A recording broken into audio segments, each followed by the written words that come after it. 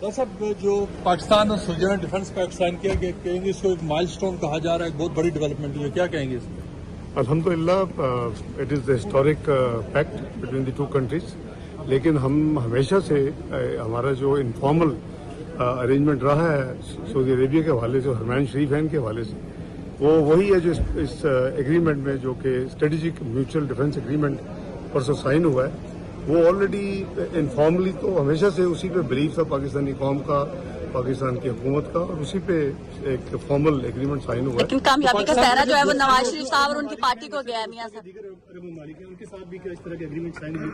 ये it's premature to say something, but काफी countries का डिजायर है इस डेवलपमेंट के बाद कि वो भी इस तरह के कोई अरेंजमेंट करें। लेकिन सर, क्रेडिट मुस्लिम लीग को जाता है, लेकिन मुस्लिम लीग इसको सेलिब्रेट कर रही है। इट्स ड्यू प्रोसेस, ये ओवरनाइट साइन नहीं हो गया, इसमें कई महीने लगे हैं, तो every word every full stop will come I see. Thank you sir, thank you. Saudi leadership है सऊदी लीडरशिप के ऑब्वियसली हमने उनके सेंटिमेंट्स तो देखे हैं, लेकिन क्या किस हद तक वो खुश हैं जो उन्होंने पाकिस्तान के साथ ये डिफेंस पैक्ट किया? मैं समझता हूँ कि टू वे हम देखें तो दोनों साइड बहुत खुश हैं।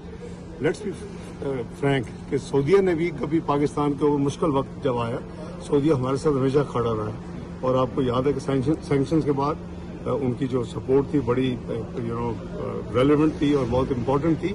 इसी तरह आपकी जो करंट क्राइसिस रहे हैं पिछले यानी 2018 से 2022 की वजह से, जो कि 24वीं मई से 47वीं करके हो गया, और IMF का प्रोग्राम के लिए आपको सपोर्ट चाहिए थी, उसमें भी सऊदी ने बहुत बड़ा एक रोल अदा किया। मैं समझता हूँ कि हमें सारी चीजों को याद रखना चाहिए। ये उस बैकग्राउंड है उसकी सारी, जिसके नतीजे में ये कि हिस्टोरिक पैक्ट हुआ है, और अल्हम्दुलिल्लाह एवरी मुस्लिम जो है वो तो वैसे ही हरमैन शरीफ खान के लिए कुर्बान होने के लिए तैयार होता है। Thank you sir.